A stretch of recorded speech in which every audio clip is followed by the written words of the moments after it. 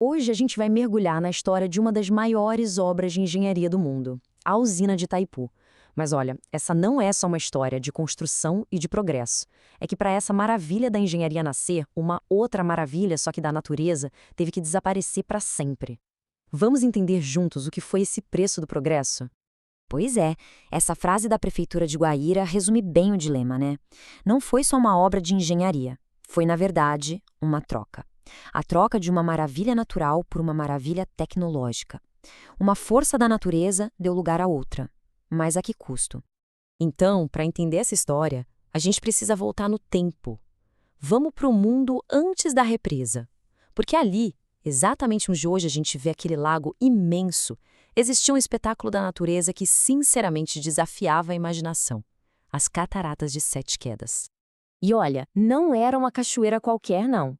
Sete Quedas já foi a maior do mundo em volume de água. Tenta imaginar um rio inteiro, um dos maiores do mundo, despencando com uma fúria que chegava a ser ensurdecedora. Esse poder todo acabou transformando a pequena cidade de Guaíra num dos lugares mais visitados do Brasil na época. E tem um detalhe curioso: o nome Sete Quedas, na verdade, era até modesto. O que existia ali era um complexo gigantesco de 19 cachoeiras, que eram divididas em 7 grupos. Era um verdadeiro labirinto de águas selvagens. Tenta imaginar a cena. O som era como um trovão que não parava nunca, um rugido que fazia o chão tremer e podia ser ouvido literalmente a quilômetros e quilômetros de distância. Era a voz de um rio poderoso, uma força que não dava só para ouvir, dava para sentir no corpo todo. Mas aí, tudo mudou. O destino das cataratas foi selado. A decisão foi tomada: construir ali, naquele exato lugar, uma das maiores hidrelétricas do planeta. Agora a gente vai para o outro lado da moeda, a construção de Itaipu. O que mais choca quando a gente olha essa linha do tempo é a rapidez de tudo. Sério.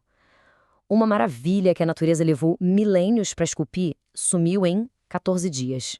No dia 13 de outubro de 1982, as comportas de Itaipu fecharam. 2 semanas depois, as águas já tinham engolido absolutamente tudo. Foi o fim de uma era. Esse aqui foi talvez o momento mais impressionante da obra toda. Pensa só, para construir a barragem, o leito do Rio Paraná tinha que ficar seco. E qual foi a solução? Simplesmente desviar o rio. Com 58 toneladas de dinamite, os engenheiros literalmente moveram um dos rios mais poderosos do planeta. Foi uma demonstração de força que mudou a geografia para sempre. Os números da obra são absurdos. É concreto que daria para levantar uma cidade inteira.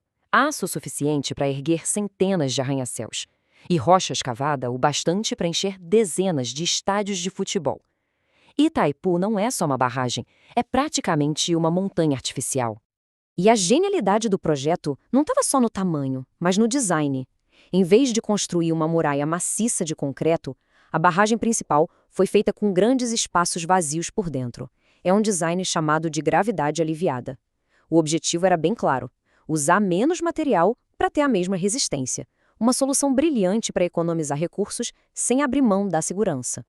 Mas o que é exatamente essa tal de barragem de gravidade aliviada? Imagina um osso de passarinho. Ele é super forte, mas é oco por dentro, né? A lógica é a mesma. Essa estrutura interna super engenhosa permite que a barragem aguente a pressão colossal da água usando muito menos concreto. É a prova de que, às vezes, menos é mais. Ok, mas para que todo esse esforço gigantesco? Toda essa engenhosidade monumental tinha um propósito muito claro. Vamos entender agora por que Itaipu foi construída e qual o legado que ela deixou para 2 países. A verdade é que Itaipu foi mais que uma usina. Foi uma solução diplomática, sabe? O projeto colocou um ponto final em disputas de fronteira entre o Brasil e o Paraguai e criou uma parceria que nunca tinha sido vista antes. Tudo para impulsionar o desenvolvimento dos dois.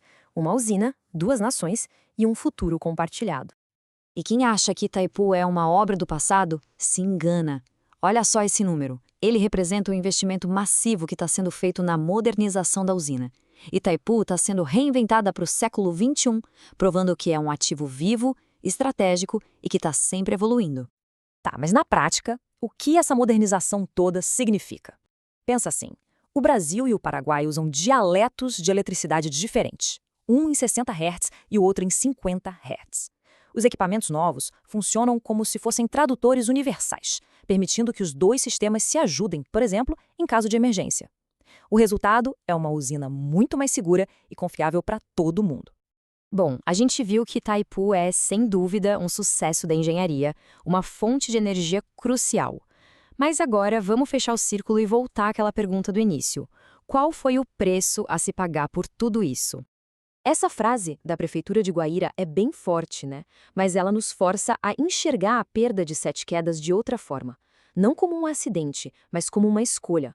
Um crime ambiental que deveria ecoar como um alerta para as futuras gerações.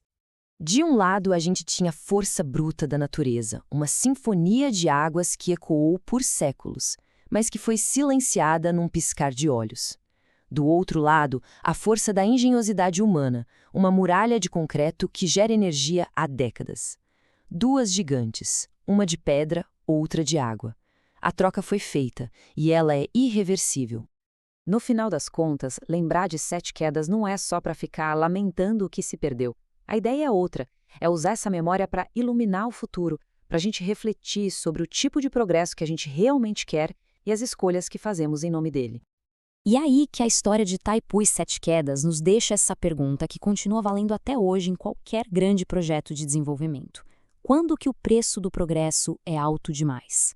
E, talvez mais importante, quem é que decide o que tem valor e o que pode ser sacrificado? A resposta para isso talvez defina nosso futuro.